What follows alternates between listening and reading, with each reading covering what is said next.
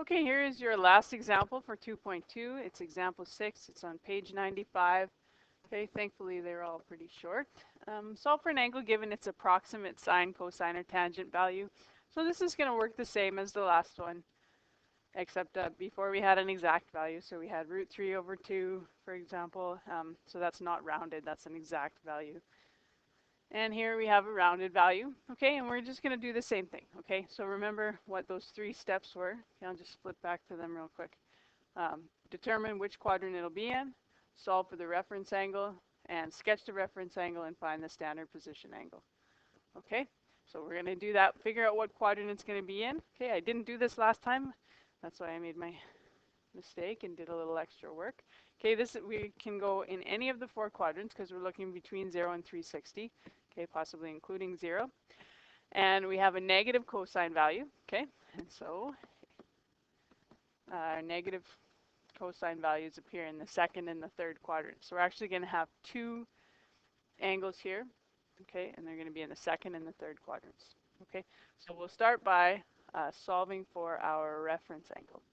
Okay, so we're just going to take the positive of that ratio. Alrighty? And so you're going to take the 2nd cos of 0.6753, punch that in your calculator, and you get a reference angle of 47.5 degrees. Okay.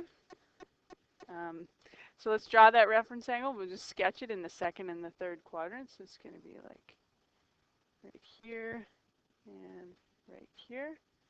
Okay. There's your reference angles for these 2 solutions. Okay, and so to find your reference angle or your angle in standard position in the 2nd quadrant, you take 180 minus that. Okay, notice this is not a solution. Okay, like that other one wasn't. I guess I didn't have to be so harsh. Didn't have to cross it right out. Okay, so one of our angles for our solution is going to be 180 minus that. So 180 minus 47.5, which is 132.5. Okay. That's one of our solutions. And the other one is 180 plus 47.5.